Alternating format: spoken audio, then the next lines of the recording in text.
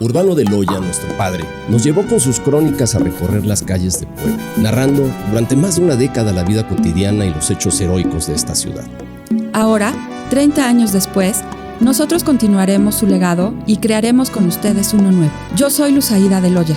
Yo soy Guillermo de Loya. Y esto es Puebla de nuestros amores. Anticipo que nuestro relato tiene un pecado. Es objetivo. Puebla de mis amores no posa para las cámaras, ni maneja sus micrófonos como un puro libreto de comerciales. No. La historia se presenta con traje de inalterable, antorcha de la verdad. Historia ante la que no se vale ni la cirugía plástica, ni los corsets de asfixia, ni los postizos que engañan. Así que, pónganse cómodos, señoritas, por favor, las preguntas. Muchas gracias. Comenzamos. Sí, comenzamos con este marco.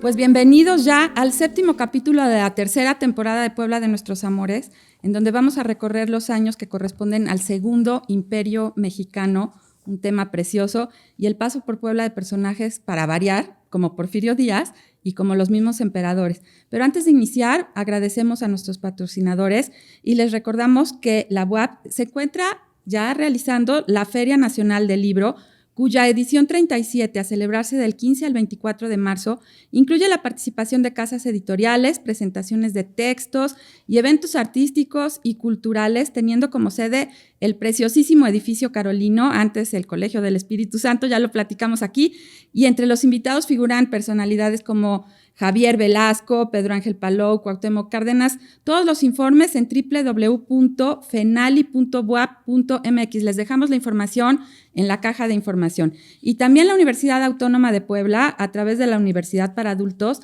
lanza su convocatoria para los mayores de 25 años con interés en iniciar o continuar estudios superiores en alguna de las 3 carreras ofertadas: Humanidades y Gestión de Información de la Facultad de Filosofía y Letras e Innovación Emprendedora de Ingeniería.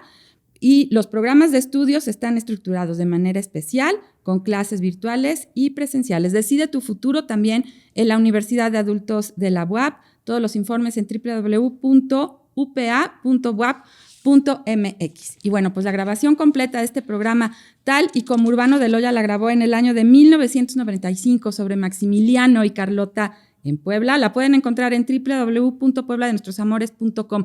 El vínculo está en los comentarios y no deje de seguirla y de visitarla, porque ahí están eventualmente todas las crónicas de Urbano de Loya a manera de archivo histórico sonoro. Suscríbanse a YouTube, suscríbanse a Spotify, síganos en redes y quédense hasta el final de este episodio para que escuchen cómo el cronista se despedía de manera muy en particular de cada uno de sus temas, pero sobre todo de este tema que lo apasionaba tanto. Y también quédense porque vamos a platicar con nuestro invitado, que es un lujo tenerlo aquí, sobre el cumpleaños número 500 de la Puebla de nuestros amores. Y les decía yo que nuestro invitado de hoy es egresado de la Universidad Nacional Autónoma de México, Facultad de Derecho. Ha sido gerente de la Confederación Patronal de la República Mexicana, la Coparmex. También se ha desempeñado como analista político del Consejo Coordinador Empresarial. Fue editor de la revista de cultura para jóvenes Cultívate.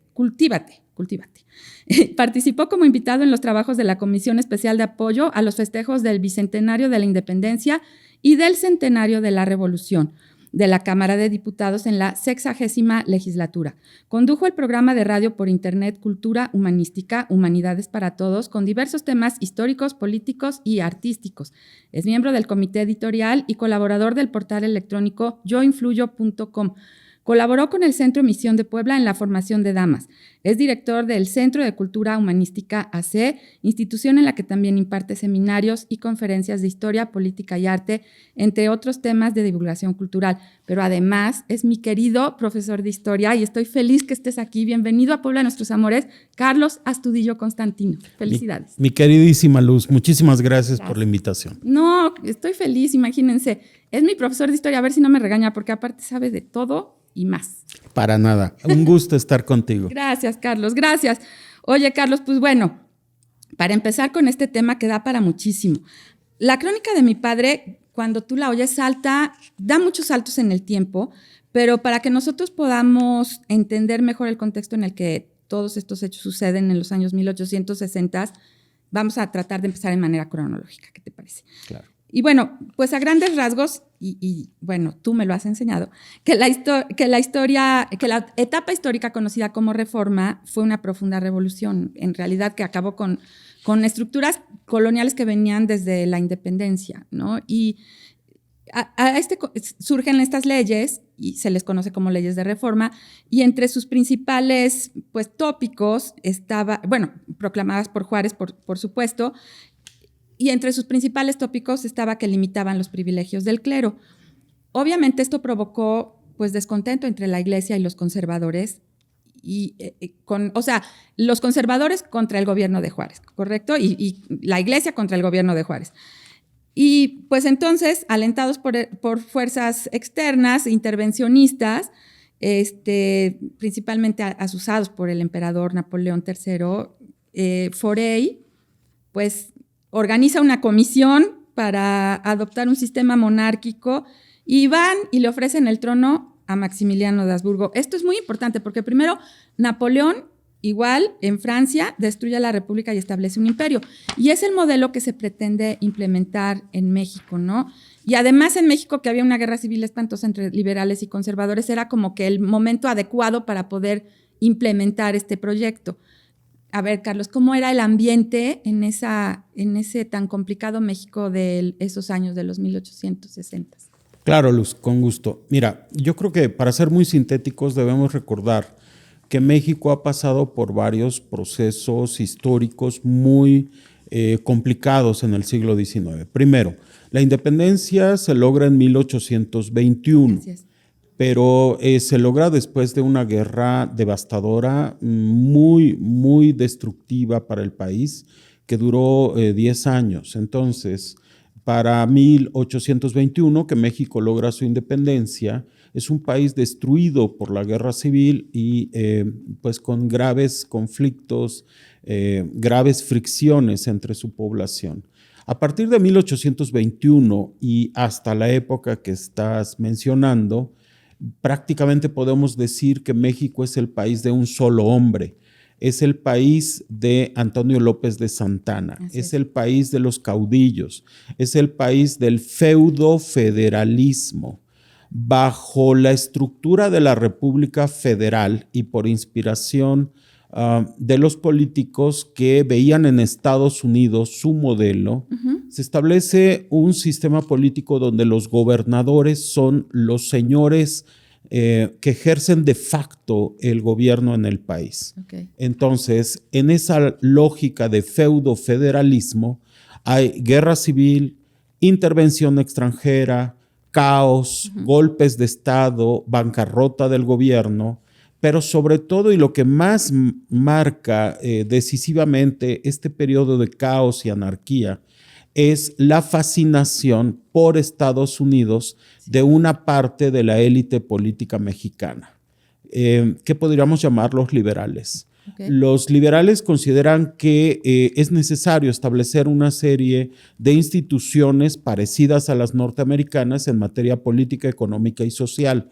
Destaca de una manera muy importante, según ellos, la necesidad de llevar a cabo la secularización de la sociedad. Y eso implica básicamente eliminar el factor religioso católico de la sociedad mexicana para poder hacer los cambios políticos, económicos y sociales que se requieren para igualar a México con los Estados Unidos. De manera muy particular, la república en sustitución de cualquier sistema monárquico, un sistema de libre mercado en sustitución de una economía cerrada, tal como se tenía en la Nueva España, y sobre todo y más importante, una sociedad con valores que trascienden el ámbito novohispano católico y que más bien se acercan a la sociedad anglo-sajona, protestante, liberal de los Estados Unidos. A grandes rasgos, esa es la fascinación de una parte de la élite política mexicana liberal. Y del otro lado están la otra parte de la élite política mexicana que no creen en estos cambios, que creen en la conservación de las tradiciones católicas, que creen en la conservación de una estructura política más bien monárquica o en todo caso centralista, y que no creen en las elecciones, no creen en la democracia y que creen que es muy importante fomentar por parte del gobierno el desarrollo económico a través de la protección de los más ricos, de aquellos que tienen capitales, porque según este pensamiento, facilitando las inversiones de los más ricos, se dará un efecto en cascada de repartición de la riqueza hacia abajo. Entonces, en este concepto, ellos ven, los conservadores, como una gran amenaza a los Estados Unidos. Y no, pues tenían un punto.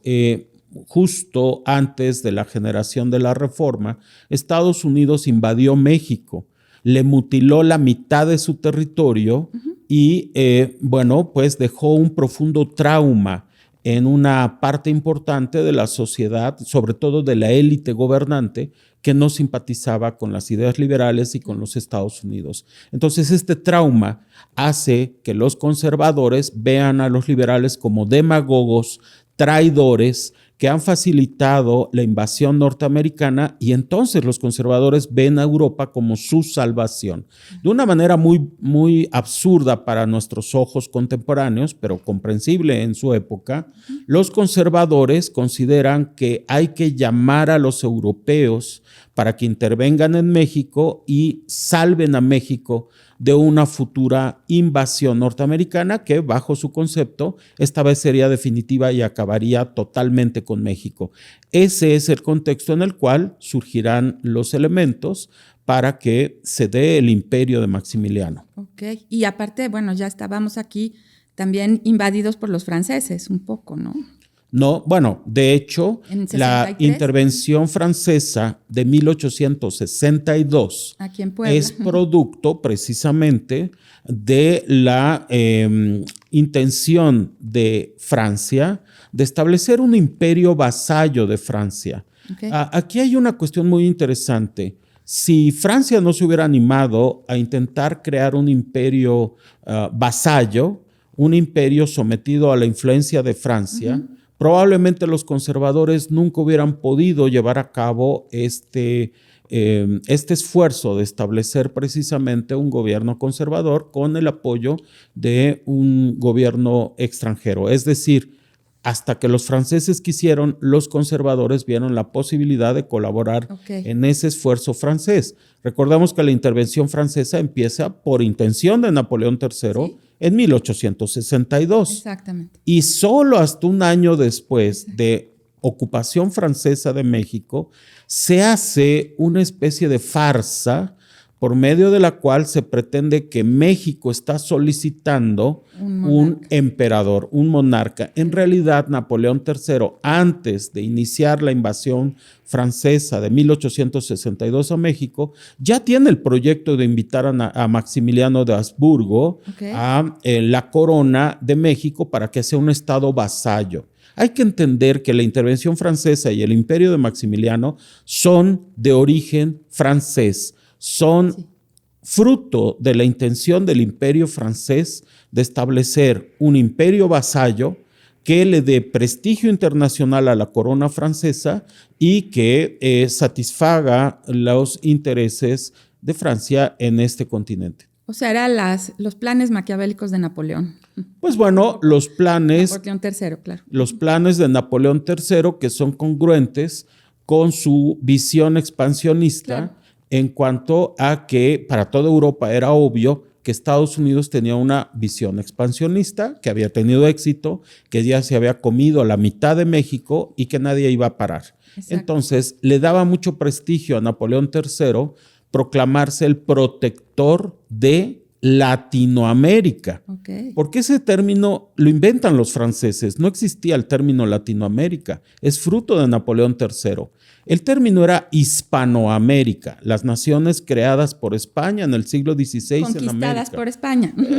Creadas a partir de la llegada de los españoles y la fusión de los elementos indígenas con los españoles, en el caso de México, en la Nueva España. México surge como una nación multiétnica, fruto de españoles, fruto de indígenas, fruto de africanos, fruto de asiáticos, chinos, filipinos y japoneses. De todo este mestizaje surge México, que no existía antes de la conquista. Claro. La nación mexicana, que empieza a surgir en el siglo XVI, logra su independencia en el siglo XIX. Entonces, eso es Hispanoamérica. Hispanoamérica va desde México hasta la Tierra de Fuego. Pero en la lógica de Napoleón III, es posible establecer una Latinoamérica que no sea protegida por España, sino por Francia, para salvarla de la conquista a manos de los norteamericanos. Esa es la visión, digamos, la narrativa de Francia y del emperador para poder establecer un imperio vasallo en México. Ahora, esas son las palabras bonitas, pero ¿cuál es la verdad? La verdad es que es un negocio, es un vil negocio. Francia ve la aventura mexicana como un vil negocio para obtener grandes ganancias económicas. Eso es todo. Okay. Así de crudo y cruel.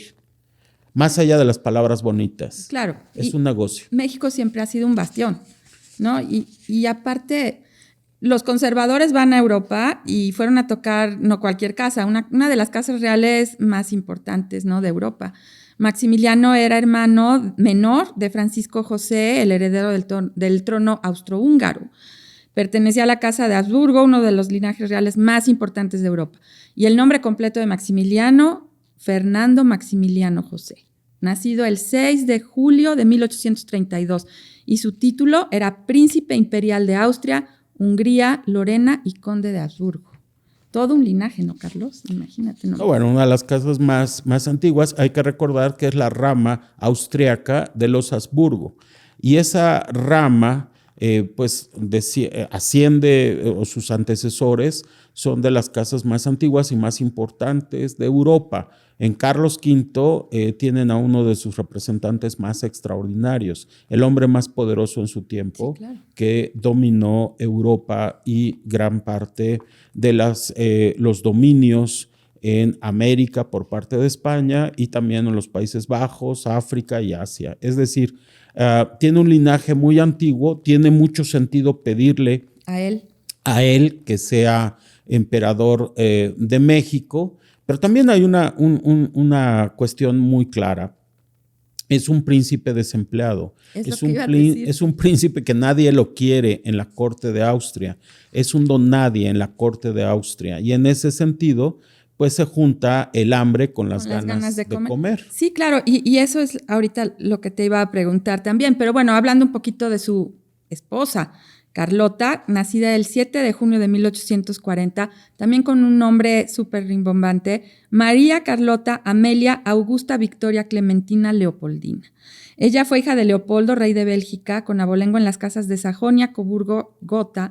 Por nacimiento era princesa de Bélgica y por su matrimonio archiduquesa de Austria, princesa de Hungría y Bohemia y virreina de Lombardía, Véneto, entre otros títulos. Entonces, ellos se casan en 1857 y precisamente lo que tú decías, poco antes de que Maximiliano recibiera la invitación de venir a México como emperador, su hermano lo nombra el año de la boda con Carlota, en 1857, lo nombra virrey de Austria en Italia.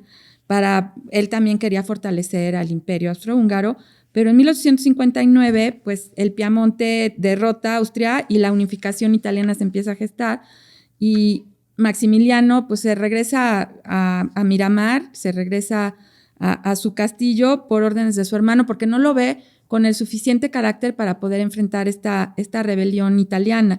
Y entonces pues llegan los conservadores que favorecen la monarquía, se entrevistan con Maximiliano el 3 de octubre de 1863 y le ofrecen un trono. Entonces, te pregunto, ¿de verdad era ingenuo Maximiliano o lo que lo llevó a aceptar el imperio fue ambición o de verdad los conservadores creían que la monarquía iba a estabilizar el país, tenían otros intereses? Yo creo que, como dices, se juntaron el hambre con las ganas de comer, ¿no? Pero totalmente, Luz, tienes toda la razón. La primera cuestión es, el príncipe es considerado una persona débil para la corona austriaca. Hasta por su mismo hermano. Por su misma familia. A nadie le cae bien. Ay, pobre. Porque... Ni a Carlota, creo. Ahorita platicamos. No, ahorita vamos a hablar de Carlota, la esposa. Es que Maximiliano no se puede decir que es ingenuo. Maximiliano es una persona muy culta, pero es un príncipe romántico. Okay. Y eso no significa cursi, en el sentido, digamos, más popular de romántico, no aplica. Los príncipes románticos como Maximiliano en el siglo XIX pertenecen a esta corriente de pensamiento político y también artístico de una exaltación exagerada del sentimiento que los lleva a tener posiciones políticas muy extremas para una casa gobernante tan conservadora como la Habsburgo en Austria. Es decir, los príncipes liberales como Maximiliano no creen en el despotismo, no creen en el imperio absoluto, creen en la expansión de las libertades de los súbditos, creen, por ejemplo, en la lucha por su independencia. Entonces, pues es un príncipe que es mal visto. Con ideas un poco más avanzadas. Con ideas muy avanzadas para las monarquías conservadoras y tradicionalistas como la austriaca. Por decir algo, Maximiliano simpatiza con los afanes independentistas de los italianos sometidos al poder de Austria.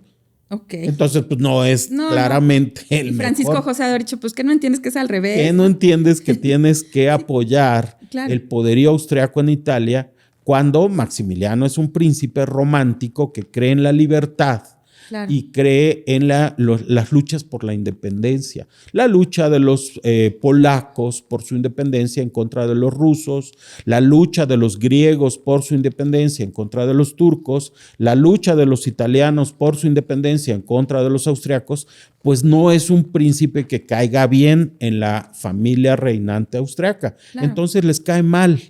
Y por otro lado, pues está chiquito, no tiene ninguna posibilidad de heredar el trono de Austria. No tenía ni reino ni súbditos. No tiene reino, no tiene súbditos. Tiene un castillo. Bueno, tiene su castillo y es un príncipe derrochador. Y eso nos lleva a la boda. Cuando finalmente está arruinado, monta un staff, una oficina para conseguir novia.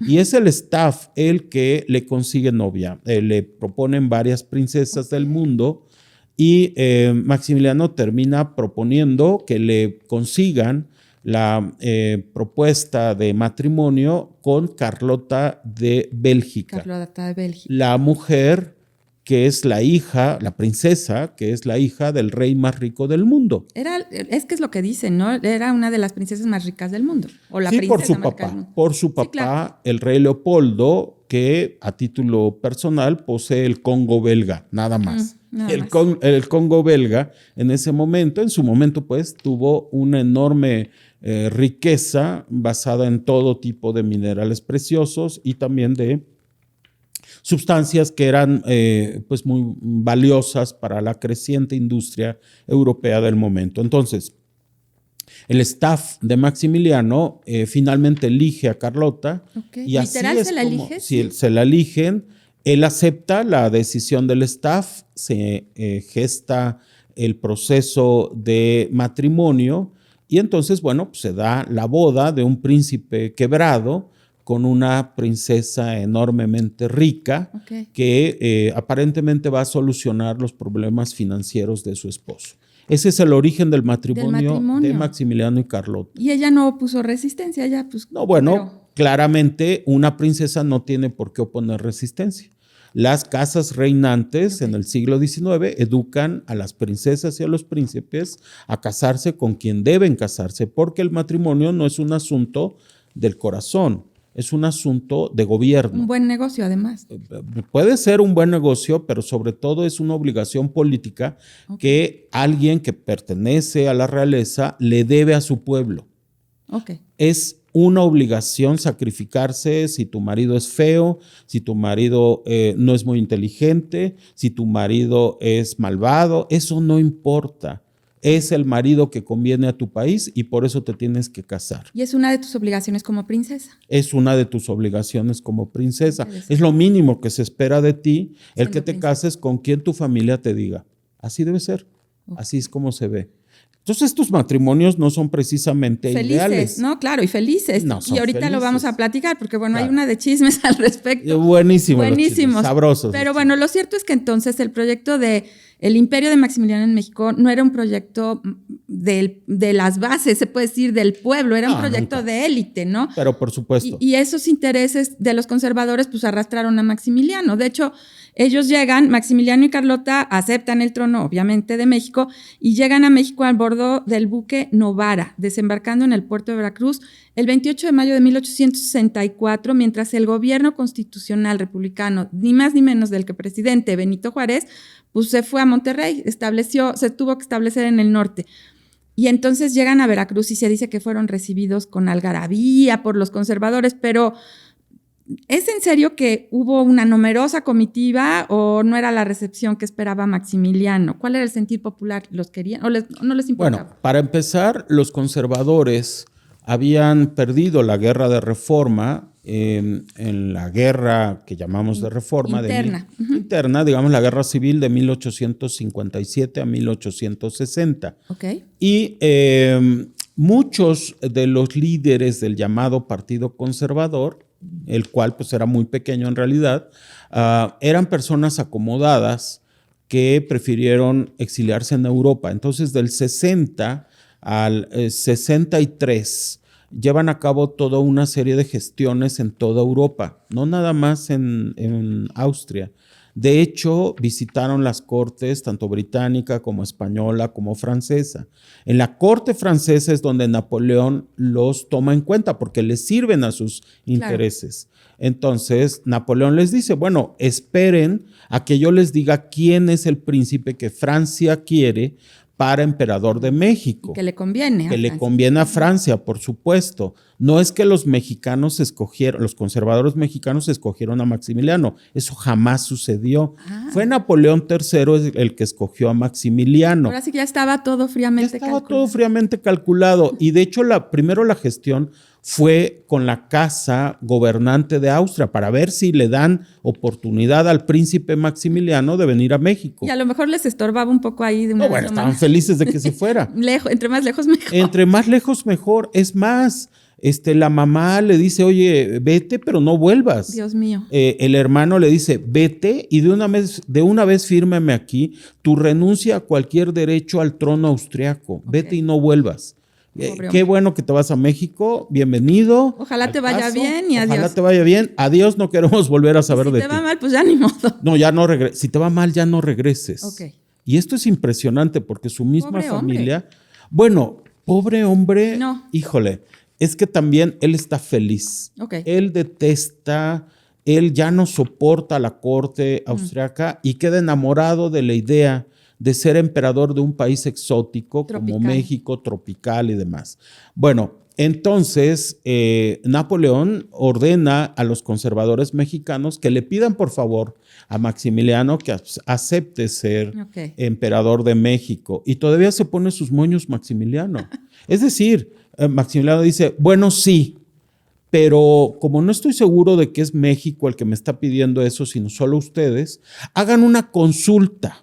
Popular. Que por supuesto es una consulta patito. Okay. Porque los mexicanos regresan a México y estos conservadores hacen una serie de consultas patito. Simulación ya bajo el manto protector del ejército francés. A ver, mientras está viendo si Maximiliano acepta o no, el ejército francés ya conquistó México. Claro. Esto ya es la intervención francesa. Sí, ya está. Ya fue el 5 de mayo. Ya fue el 5 de mayo.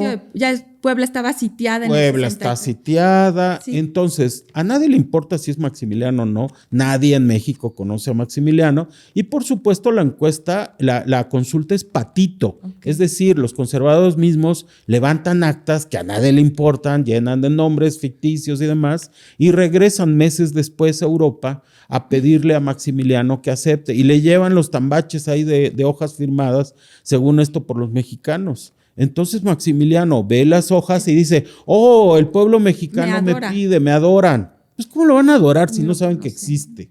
Claro. Bueno, entonces Maximiliano acepta por fin y ya estamos en 1864. Los franceses ya llevan 2 años conquistando México, Sí, claro. dominando México. Sí, Bueno, claro. cuando llega Maximiliano a Veracruz es la primera decepción, porque llegan al muelle, vienen en medio de un temporal, Carlota viene vomitando, se sienten muy mal, se asoman al muelle y no hay nadie. Absolutamente nadie llegó, ni siquiera las autoridades Después de una conservadoras. travesía de cuánto tiempo. Como de un mes, una cosa así. Imagínate nomás, ajá. Entonces, están muy decepcionados, muy tristes. Después de 1 hora de esperar bajo la lluvia sin que llegue nadie, finalmente llega corriendo un funcionario menor que les dice, bienvenidos, bienvenidos, Veracruz. Nadie se asoma en Veracruz a verlos. Los trepan a unos carruajes y empiezan su recorrido al interior de México. Carlota llora de decepción y de tristeza, un poco como en la ley de como así en las películas mexicanas donde la protagonista llega a un pueblo que van a ir a gobernar y dice, ¿aquí? Y se pone a llorar. Y se pone a llorar. Creo que sí, en la ley de Herodes es así, ¿no? Ajá, sí, Una cosa así. Pues sí, Carlota le dice a Maximiliano, ¿aquí? Porque nadie los quiere, nadie se asoma, nadie los ve.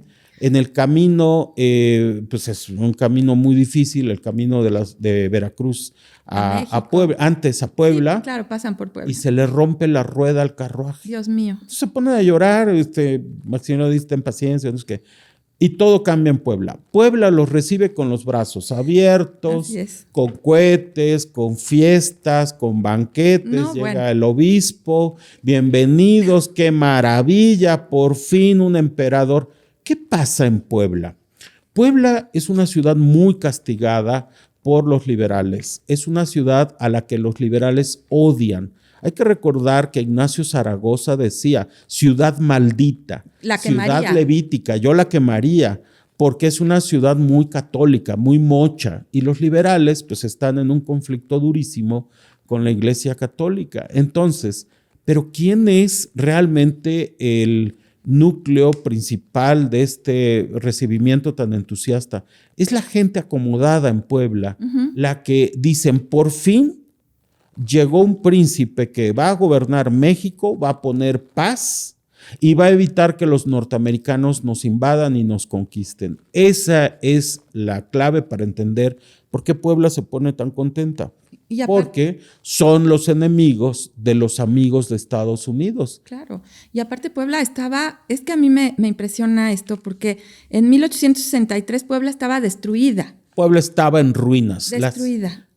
El sitio de Puebla de 1863 fue espantoso. De los 60 famosos días, hemos hablado de él acá. No, bueno. Horrible, Carlos. Horrible. Hay fotos de las más antiguas que Todo existen. destruido. Todo destruido. Así es. Esa avenida 3 Poniente, esquina con Reforma, se ve, no hay piedra sobre piedra, el hospicio. Ya lo platicamos aquí. Y sin embargo, un año después, el 6 de junio de 1864, llegan los emperadores y dice la crónica que todas las campanas de la ciudad repicaron en bienvenida a los emperadores. Los famosos arcos estos que se ponían, los arcos de recibimiento a los virreyes que se usaron en la época colonial, ¿cómo no? Se los ponemos también a los emperadores. Las damas de Puebla, de sociedad, querían ser damas de Carlota. Y de hecho, bueno, pues los emperadores pasaron 2 noches en Puebla. Ya hablaremos de ellas un poco más adelante, pero Carlota en Puebla cumple 24 años. Era una niña. Y esa ocasión sirvió para que las damas poblanas le organizaran, pues cómo no, su fiesta. Dicen que hubo un banquete especial el 7 de junio de 1864 en las que las señoras de Puebla cooperaron y juntaron 1,604 pesos como obsequio a la emperatriz. Y a lo mejor no nos imaginamos a esta Puebla volcándose hacia los emperadores, pero lo cierto es que, por ejemplo, Puebla en este año ya era un emporio textil. En ese año incluso se funda la fábrica textil El Patriotismo, utilizando también el río Atoyac. El 3 de octubre también hubo un sismo, pero ese sismo sí derrumba varias iglesias, pero es importante porque todas las iglesias estaban a punto de caerse por los bombardeos del año anterior, ¿no? Entonces, Puebla estaba muy dañada por la batalla del 5 de mayo del 62, más dañada por el sismo del 63, y aún así se vuelca en festejos hacia los emperadores, ¿no? ¿Sabes qué pasa? Es un fenómeno de esperanza. Okay. México no conocía la paz, la tranquilidad, solo conocía guerra civil, invasiones extranjeras, la invasión americana, la pérdida de la mitad de su territorio, luego la invasión francesa, la conquista francesa, los bandidos. El país no conocía ni la paz ni la tranquilidad. Y entonces por fin la esperanza de que haya paz. Y Puebla menos, ¿eh? Y Puebla menos, porque fue uno de los lugares más castigados por la guerra. Pero aquí hay un tema. En general la población más sencilla veía con indiferencia si gobernaban liberales o conservadores, porque a final de cuentas el resultado era el mismo. La guerra, los golpes de Estado, el hambre, la inestabilidad. Pero las personas que más patrimonio ahora tenían la esperanza de que por fin se estableciera la paz. ¿Una paz? Una paz que finalmente vino a establecer Porfirio Díaz. Hasta después es lo un general liberal, un liberal, sí, claro. No un conservador. Pero como quiera que sea, estableció una paz de 30 años. Entonces, esa esperanza que le dio un enorme apoyo al gobierno de Porfirio Díaz durante muchos años, ya está en el recibimiento en Puebla para Maximiliano. Una esperanza que resultó fallida porque el imperio fue muy breve y porque además Maximiliano pues defraudó a todos con esa esperanza al ser más liberal que los liberales que venía a sustituir. Y esa fue una gran decepción para los conservadores mexicanos. Qué difícil para nosotros, y siempre lo digo. Bueno, yo que siempre he vivido en Puebla, imaginarme una Puebla así semidestruida y al año siguiente recibiendo un emperador. Pero bueno, pues algo importante que destacar, Carlos, es que Maximiliano no pudo instaurar una monarquía constitucional como él la tenía pensada. Y viene a reforzar lo que tú nos dices. Maximiliano tenía ideas un poquito más avanzadas, pero entonces tuvo que implementar un amplio espectro, muchas leyes que le dieran vida y sostuvieran al proyecto de imperio que él tenía. Por ejemplo, leyes de contenido social como la Ley de Liberación del Peonaje, y creó una junta protectora de las clases menesterosas. También las casas de beneficencia, las casas de maternidad. Creó la Academia Imperial de Artes, de Ciencias y Literatura, y en el área de las artes, una institución que ya existía pero fue rebautizada, estuvo la Academia Imperial de San Carlos. Entonces, yo estas acciones de gobierno las veo muy distantes, Carlos, del emperador que yo creía que cazaba mariposas y estaba ahí esperando en su trono, ¿no? Más bien se puede decir que Maximiliano tenía, pues hasta cierto modo, un plan de gobierno, ¿es correcto? Es correcto. Maximiliano cazaba mariposas. Y también tenía un plan de gobierno. También indias, y también, sí, porque es algo muy interesante. Maximiliano rechaza los coqueteos de las damas europeas. Y las poblanas también, y de las poblanas también. Sí, también, no le gustan, porque se le hacen muy europeas, pero queda fascinado con las indígenas de México. Sí, ahorita. Y eso, ahorita hablamos de eso. Sí. Pero aparte de eso, es un hombre de mucho estudio y de mucha planeación. Okay. No necesariamente todo eso que planeó se llevó a cabo. No, claro. Entre otras cosas porque no había dinero para hacer eso. Pero el hombre sale de su gabinete de estudio con un montón de propuestas y de instituciones teóricas que de aplicarse hubieran sido muy interesantes para la historia de México. Es uno de los primeros que se interesa en establecer la cuestión indígena como un tema de gobierno. Fíjate qué interesante. O sea, se voltea a ver hacia los indigenista, indígenas. Así es. Okay. Es un hombre que prohíbe que se le hable en otro idioma que no sea el español. Prohíbe que se le hable en alemán o en francés. Él exige que se le hable en español. Uh-huh. Es un emperador que empieza a vestirse de charro mexicano. Sí, parecía como una mezcla, ¿no? Y eso, pues tratando de acercarse a la identidad mexicana, cosa que disgustó profundamente a los conservadores, que esperaban un príncipe europeo. Con su capa y su trono. Pues sí, con su capa, su trono, el hombre rubio de ojo azul, con su corona, que quiere, pero que le sale con que quiere ser charro mexicano. y que habla español, exige que hable español, que le hablen en español, y que tiene una idea de príncipe romántico muy liberal, hay que decirlo, que pues no le cae bien a los conservadores. Oigan, pues ¿para qué queremos un liberal europeo si ya tenemos aquí liberales mexicanos? Sí, aquí tenemos a Juárez. Tenemos a Juárez y salió más liberal que Juárez. Entonces, sí. pues como que ¿para qué tanto alboroto para terminar en lo mismo? Y esa es la razón del profundo distanciamiento que veremos entre el emperador Maximiliano y los conservadores. A final de cuentas quedó solo, porque los franceses lo abandonaron, los conservadores lo repudiaron y los liberales lo combatieron y Estados Unidos lo condenó. Estados Unidos declaró que jamás aceptaría un imperio mexicano y menos títere del imperio francés, así que Estados Unidos también amenazó con la guerra a Maximiliano. Por todas partes encontró oposición, nadie lo apoyó y terminó finalmente en un fracaso monumental que le costó la vida. Se metió en un problema del cual no podía salir. Entre sus estrategias, a mí me llama mucho la atención que hubo una llamada ley de colonización, la ley de colonización que él propone, que era un interés de su imperio por atraer a colonos norteamericanos que estuvieran dispuestos a salir de Estados Unidos y que quisieran emigrar a México para cultivar terrenos, ¿no? Entonces crea en 1865 una junta de colonización destinada a traer estos colonos, imagínate, de Estados Unidos para que fundaran colonias y trabajaran las tierras que les resultaran apropiadas, pero pues nunca se lograron concretar porque en primera México había una inestabilidad política tremenda, prometía tierras ricas, pero no prometía paz, que era muy importante, y era una nación que luchaba por recuperar la libertad, pero además, y yo creo que ya echándole un poco tierra, decían que iba a volver a restituir la esclavitud, ¿no? Porque pues ellos venían del sur, los colonos que pudieran haber venido de Estados Unidos a México para cultivar tierras en México eran los que estaban inconformes con el resultado de su guerra interna, que estaban a favor de la esclavitud, y entonces aquí empezaron a decir que entonces él iba a restituir la esclavitud, y te imaginas eso en oídos de Juárez, pues peor, ¿no? Bueno, hay que recordar que Estados Unidos inició su guerra de secesión, su guerra civil, en 1860 y le terminó en 1865. El sur contra el norte.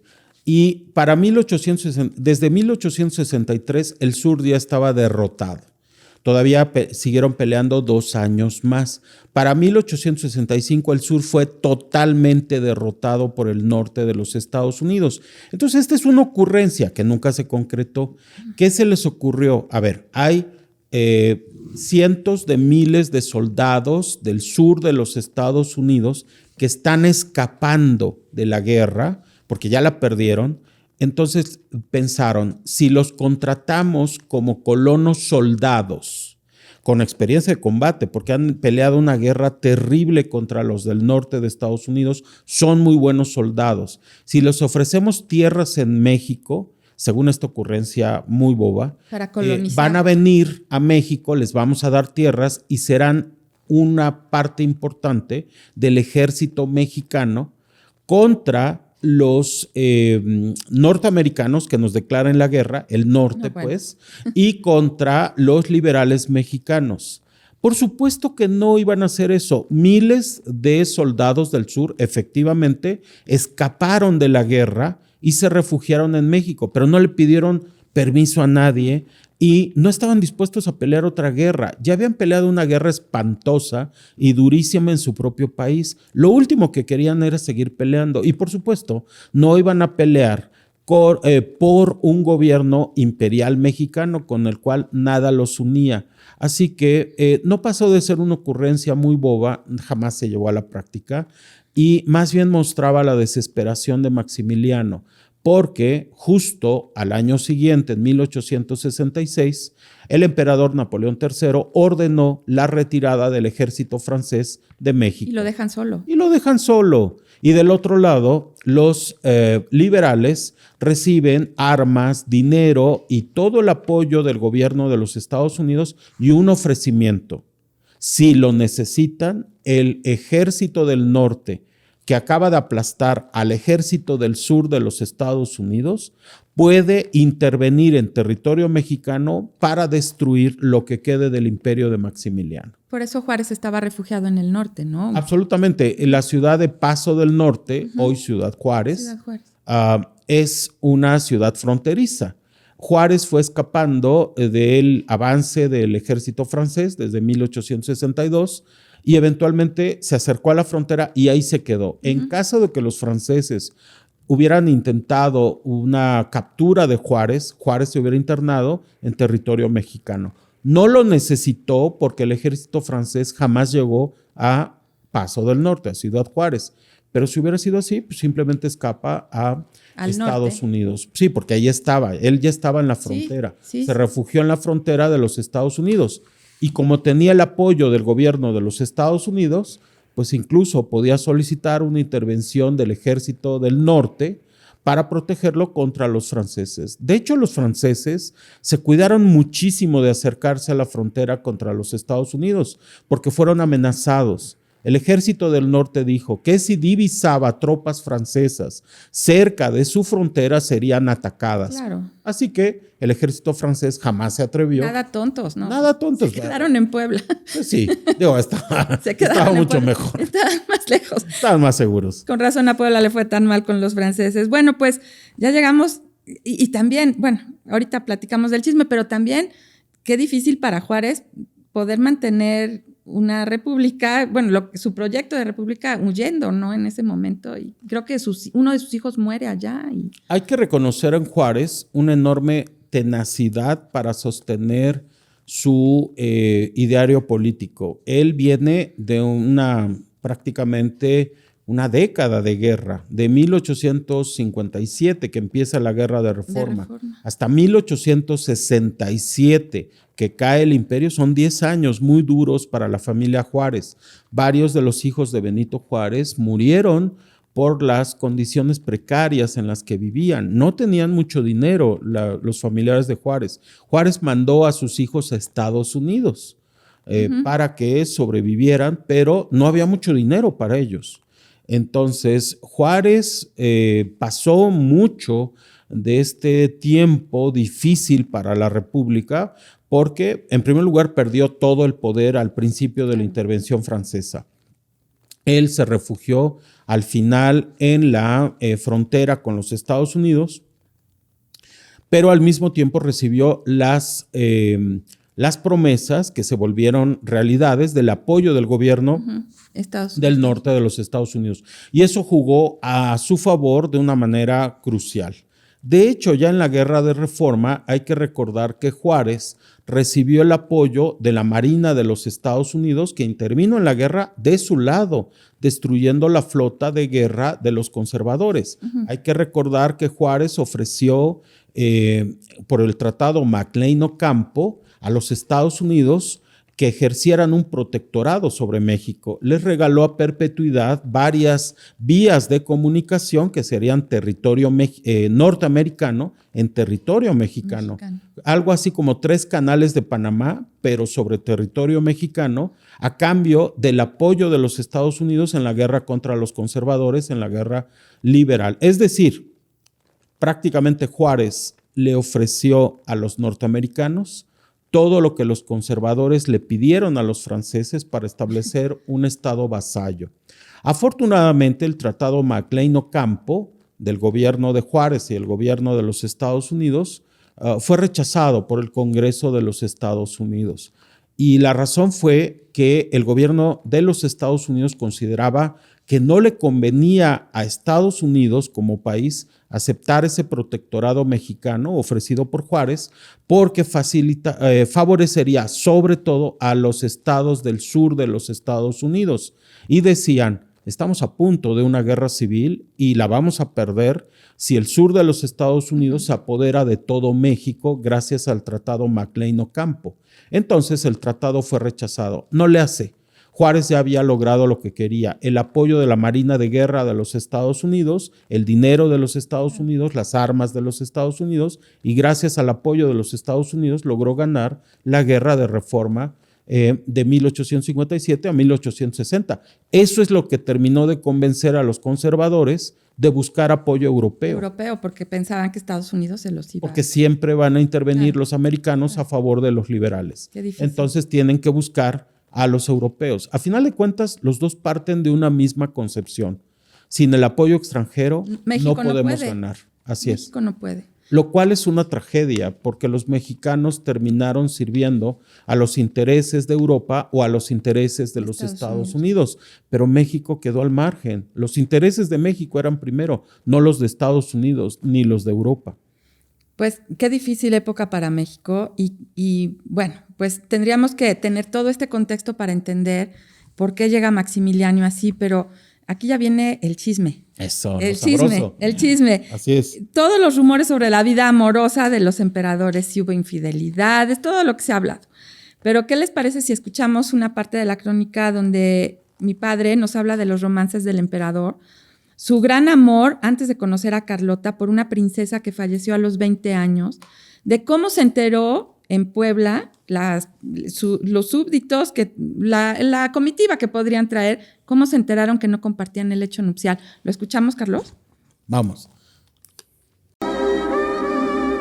Lejos de su pasión por la pálida princesa María Amelia de Braganza, hija del rey Pedro de Portugal y del Brasil, fallecida a los 20 años, Sandra, en la isla de Madeira, de un mal de pecho.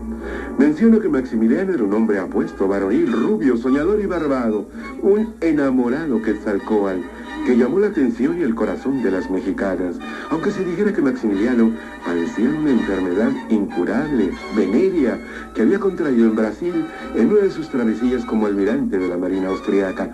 Difícil de comprobarlo. Más fácil es confirmar que Maximiliano y Carlota no compartían el hecho nupcial. Conseja que brota y se comprueba aquí en Puebla, durante su primera estancia en la ciudad, antes de llegar a México. El 7 de junio de 1864, oficialmente su segunda noche en Puebla, la pasarían en una elegante cámara, dispuesta es profeso por los apasionados partidarios poblanos de la augusta pareja. Ahí, en el interior de la Alhóndiga, segunda noche, porque la primera había transcurrido en la casa del obispo, en el inmediato pueblo de Chonaca. En la Alhóndiga resonaron las apresuradas voces de Maximiliano, dirigidas a su valet italiano, Antonio Grill. «Charlotte, moi, nous ne pourrions perdre à la même chambre. N'est pas possible, Grill, n'est pas possible». Voz imperiosa para que Grill instalara en la habitación diferente del aposento nupcial su catre de campaña, mas donde localizo los devaneos del emperador Maximiliano es en la embrujada y templada ciudad de Cuernavaca, entre cantos de pájaros y tonos de bugambilias. En la Casa Borda, ¿verdad? No. En la Casa Borda se alojaba Maximiliano junto a Carlota. Maximiliano acondicionó en el rumbo del pueblecillo de Acapatzingo una acogedora y escondida finca, a la que nombró con la expresión curiosa el Olindo, sugerente vocablo en lengua portuguesa. Dejando a Carlota en la Casa Borda, Maximiliano era el anfitrión de preciosas mexicanas que lo halagaban, jugaban tresillo y confiaban en él sus confidencias, sus besos y sus cabellos. ¡Increíble, increíble! Lo admitiría si me dieras nombres. Puebla de mis amores, los da y con gusto. No, bueno, pues qué chisme, porque aparte los da y con gusto, y mi papá da los nombres. Claro. Escuchen la crónica completa en la página www.pueblanuestrosamores.com, porque ahí vienen una bola de nombres que ahorita nos vas a decir. Pero a ver, entonces los emperadores de plano, vida conyugal no tenían. No tenían. Y de hecho es muy probable que esa circunstancia haya afectado gravemente la salud de Carlota. Okay. ¿Por qué? Porque, de hecho, hay una anécdota que cuentan los historiadores que nos da mucha luz sobre esta circunstancia. Recordemos primero que fue el staff el que escogió a la novia. Luego, cuando se da la luna de miel, la emperatriz recién casada es abandonada en el crucero de luna de miel, mientras el emperador se va. No hay cercanía noche de bodas. física. No hay noche de bodas. No la hay. Y muy probablemente nunca la hubo. Okay. Es muy probable que... Y muy probablemente, eso afectó la salud de ella como mujer. Se forjó en un carácter muy frío, muy duro, con tendencia a la neurosis, con tendencia a crispación de nervios y también una actitud muy altiva, muy malhumorada con todos. No era simpática, de ninguna manera era simpática. No tuvo buena relación con los mexicanos, los veía con un enorme desdén y altivez. Y esto no favoreció de ninguna manera su propia salud mental. Eventualmente sucumbió bajo padecimientos de ese tipo y perdió la razón. Pero sí hay un cariño que se muestra en los documentos, en las cartas a su marido.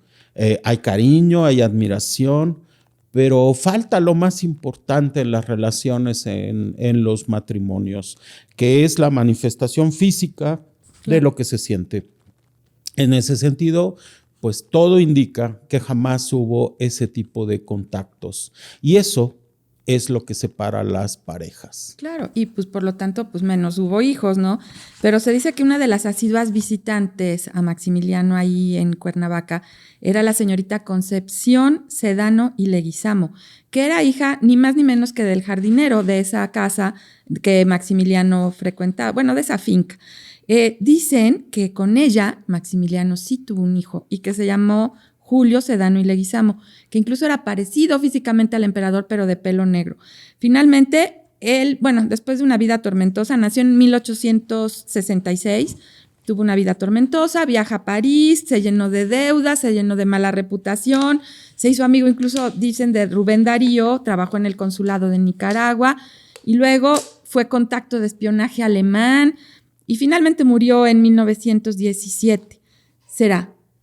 Mira, sí, hay muchos elementos. Está comprobado lo de las correrías eróticas de Maximiliano, que parece que tiene una revelación en torno a las mujeres. Hay que recordar que hay muchos traumas en la formación de los jóvenes príncipes europeos, y en este caso austriacos, en cuanto a su primer acercamiento al género femenino.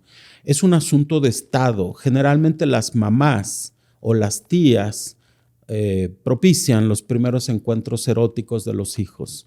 Y pareciera ser que hay una especie de trauma temprano del joven príncipe con alguna de las damas mandadas por su mamá o por sus tías o las damas encargadas. Qué situación tan espantosa, imagínate, ¿no? Sí, porque pues un joven de 12 años sí, claro, generalmente no está capacitado para entender esas circunstancias y a veces desarrollan ciertos traumas o bloqueos que se traducen en circunstancias como un repudio a la esposa y eventualmente pues situaciones diferentes que hacen que los matrimonios pues, tengan circunstancias difíciles. Claro, ¿no? claro. En ese sentido. Pero pareciera ser que hay una especie de desbloqueo de Maximiliano. Con las mexicanas. Con las indígenas, porque parece que tiene esa misma animadversión a las damas mexicanas de sociedad, sobre todo a las de tipo europeo. Y acá en Puebla, sobre todo, todas querían ser europeas. Por supuesto. ¿No? Pero, por lo menos parecer. Pero la joven indígena de 17 años pareciera que con su tipo diferente desbloquea al emperador y lo vuelve muy aficionado a las mujeres indígenas y de una manera desenfrenada, lo cual está bastante consignado. Sobre todo por la gente que tiene contacto con los emperadores. Estamos seguros de una cosa, no hay convivencia conyugal entre los emperadores, pero está perfectamente comprobado que el emperador persigue con asiduidad a las indígenas mexicanas, tanto en Morelos como en la Ciudad de México. Y por su lado, Carlota, bueno, también esto, quién sabe si sea cierto. El jefe de la Legión belga en México, que estaba a cargo, precisamente era de la guardia de la emperatriz Carlota, fue el teniente coronel Alfredo van der Smissen. Se dice que con él Carlota también tuvo un romance, tuvo un hijo que incluso abandonó México estando embarazada de Van der Smissen, que su hijo nació en Bruselas en 1867, que su educación fue pagada por los albaceas de Carlota, que se inscribió después él en la milicia en la Segunda Guerra Mundial y murió hasta los 76 años. Van der Smissen, por cierto, el supuesto padre, se suicida, pero pues ¿habría alguna manera de comprobar este mito? No sé. Bueno, el origen de este mito es muy interesante porque hay un fondo de verdad. La emperatriz Carlota solicita que se permita el reclutamiento de una legión de soldados belgas. Para cuidarla. Para cuidarla a ella. Uh-huh. Hay una legión austriaca que es convocada en Austria precisamente para protección del emperador Maximiliano. Y la emperatriz solicita la formación de una legión belga, más o menos unos 900 soldados del contingente belga que llega a México. Ese contingente estuvo en campaña prácticamente durante todo el tiempo en que estuvieron en el imperio de Maximiliano, que no fue mucho, unos 2 años. Pasaron muchas privaciones, entraron en combate muchas veces, fueron destrozados muchas veces por las tropas mexicanas. En fin, fue una historia muy, muy difícil para los belgas. Les fue muy mal en la intervención y el imperio de Maximiliano. Y parece ser que una dama de Maximiliano es la que realmente tiene esta relación ilícita con Van der Smissen. Entonces, el hecho de que fuera una dama de Carlota pudo haber facilitado el que se extendiera el chisme hacia Carlota. ¿Por qué decimos que es muy difícil que haya sido Carlota? En primer lugar, porque el espionaje en todo el mundo tomaba muy en cuenta las cuestiones de alcoba de los monarcas. Era un asunto importante desde el punto de vista del espionaje. No hay ningún elemento, y se hubiera aprovechado el que se hubiera filtrado algún tipo de correría erótica de la emperatriz con uno de sus paisanos. Hubiera sido explotado políticamente, pero el hecho es de que no hay ninguna constancia al respecto y tampoco cuadra con el carácter frío, con el carácter... ya amargado, por decirlo. Ya amargado, que hace muy difícil que una persona tienda a buscar aventuras eróticas. Ese tipo de caracteres, bajo ese tipo de circunstancias, lo último que quiere es esas experiencias. No las quiere, no las desea, no las necesita, porque ella está muy traumatizada por el rechazo. Entonces, difícilmente hubiera sucedido, pero si hubiera sucedido, habría dejado constancias, hubiera sido muy fácil de detectar. Hasta donde sabemos, este oficial tiene una relación con una de las damas. Y a lo mejor eso explica que los albaceas de Carlota le pagaran la educación. Absolutamente, porque sería una persona cercana a una de las damas cercanas a Carlota. Claro. Lo que es seguro es que Carlota no tuvo hijos. Tuvo hijos, número 1. No abandonó embarazada a México. Eso hubiera sido fácil de detectar y de descubrir incluso ya llegando a Europa. En ningún momento, ningún servicio de inteligencia del mundo, ni el británico, ni el francés, ni el del Papa, nadie detecta que la emperatriz está embarazada. No hay un solo elemento de embarazo de Carlota. Nadie puede detectar eso, porque además pues, era muy difícil que eso sucediera. Si no era Maximiliano, era muy difícil que un supuesto amante en México hubiera logrado tal hazaña. Lo más seguro... una hazaña. Sí, es una hazaña porque es una señora de un trato muy difícil, es muy altiva, es muy colérica, es muy indiferente, es muy fría. Quizá la mejor palabra es frialdad. Pobre, tan joven. Pues bueno, hay que recordar que una princesa normalmente se casa a los 15 años. A los 24 es una mujer ya con una enorme experiencia. Ella ya llegó a México siendo una mujer experimentada, sin tener la experiencia, pues, de ser la mujer del emperador. Del emperador. Así es. Qué triste. Esa es la circunstancia particular. Pero en edad, sí es una mujer ya, pues, claro. A los 23 años llegó a México, cumple 24 años Carlota en Puebla. En Puebla. Y bueno, pues ya para ir cerrando, Carlos, ¿cuáles son, tú crees que hayan sido las causas por las que el imperio no prosperó o fueron todas? Porque las monarquías europeas sí lo respaldaron, pero Estados Unidos jamás lo respaldó.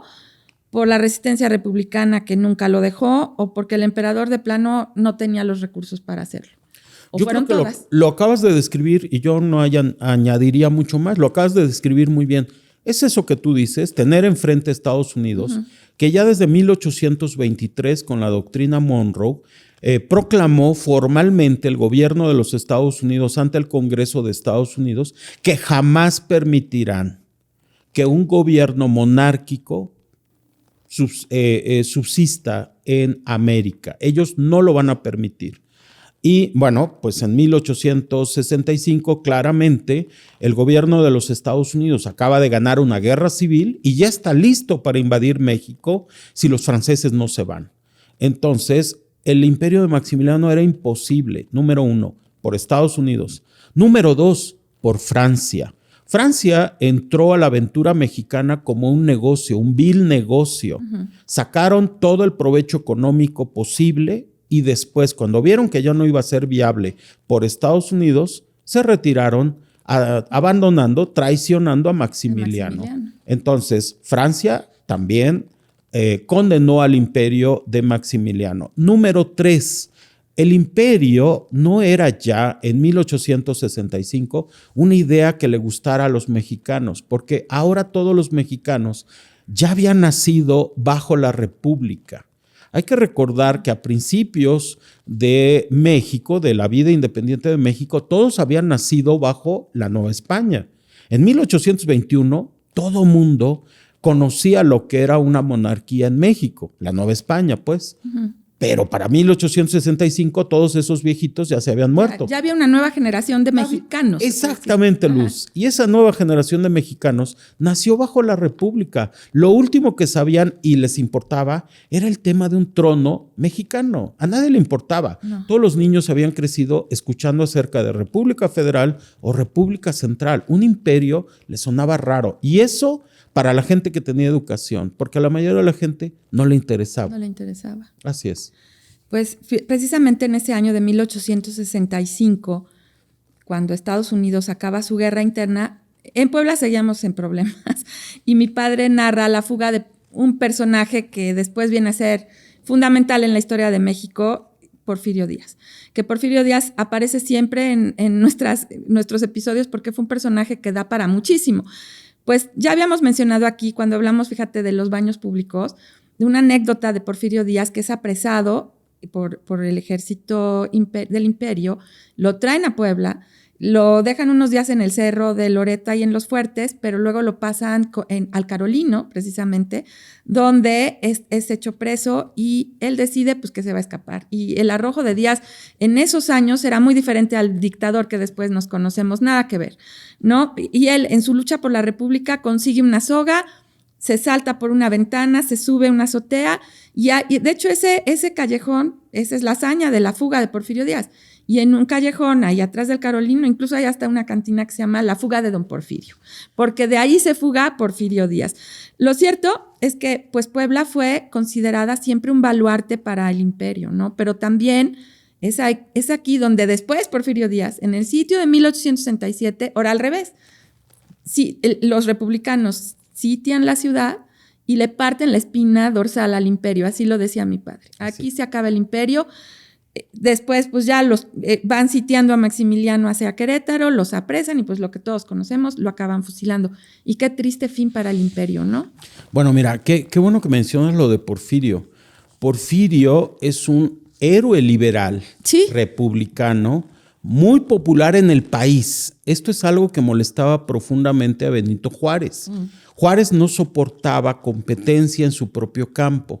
A quien más detestó por ser un general popular, un general que hacía que los mexicanos fueran a servir contra el imperio por su cuenta, sin necesidad de que los obligaran, era Porfirio Díaz. Se volvió un personaje legendario en México, un héroe de la República. Un estratega militar, además. Un gran estratega militar, un gran caudillo, un gran militar. Él no tomó estudios formales propiamente, aunque tenía nociones que había aprendido del Instituto de Ciencias y Artes de Oaxaca. Allí se daban clases de milicia al mismo tiempo que de derecho y otras cosas, porque claramente para los liberales era muy importante educar a sus alumnos para las guerras que venían. Los institutos de ciencias y artes de Oaxaca y el de Toluca dieron 2 presidentes, dieron una serie de secretarios de Estado, muchísimos ministros, diputados, senadores y demás. Bueno, Porfirio Díaz tenía una gran habilidad para hacer amigos e hizo muchos amigos en el ejército francés. Había húngaros, belgas, austriacos y franceses que reconocieron la calidad y la valentía de los oficiales mexicanos que pelearon en el sitio de Puebla de 1863. Muchos de ellos cayeron prisioneros, como Porfirio Díaz, y confraternizaron con ellos. Porfirio fue uno de los más populares entre el ejército francés, hizo amigos entre ellos y se sabe que varios de ellos facilitaron la fuga de oficiales como Porfirio, o sea, les echaron una mano pues para que se escaparan. Sí, se me hace muy ilógico que haya lanzado una estatua y se haya salido y nadie lo haya visto, ¿no? Pero pues se fue. Es que primero el valor de intentarlo. No, claro. Y segundo, sus amigos que le facilitaron la fuga. Porque hay 2 cosas, Luz. La primera, reconocen el valor, la capacidad y la preparación de los oficiales mexicanos. Reconocen su bravura, reconocen que están a su nivel. Y segundo, Porfirio Díaz tiene un carácter extraordinario que hace que se gane la voluntad de ellos y por eso le permiten escaparse.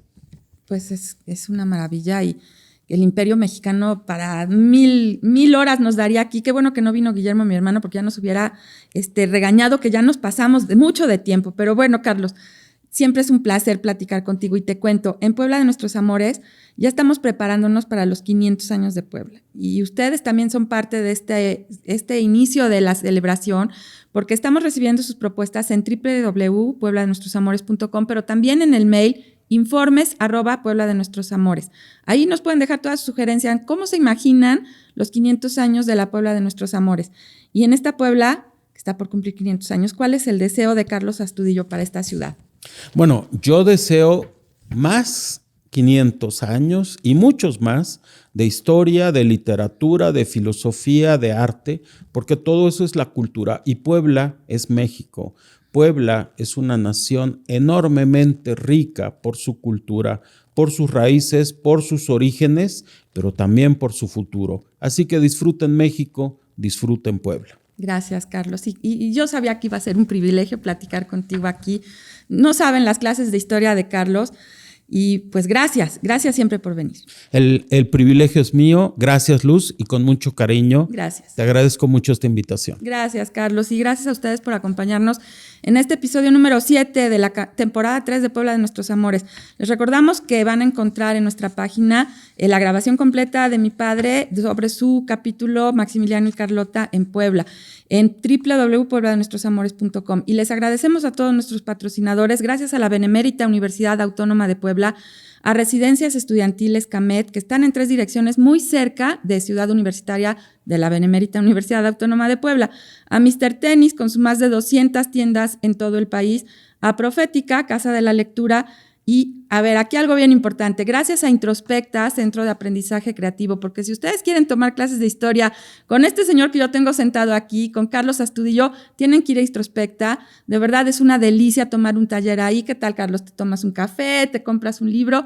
Gracias, Introspecta, y gracias a ti, Carlos. Gracias, Luz. Y gracias a Soho, gracias a Soho Estudio en Plaza Santa Fe y gracias a HB Estudio en Palmas Plaza.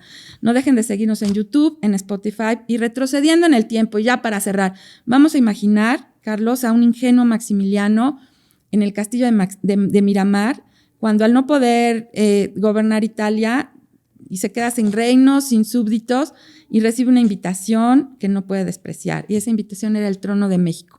Obviamente, lo desprecia o no, ya todos sabemos qué pasó. Vamos a escuchar al cronista cómo se despide en el final de esta crónica. Y muchas gracias, Carlos. Gracias, Luz.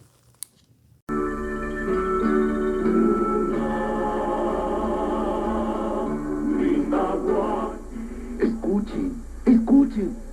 Esa es la respuesta. respuesta. Sí,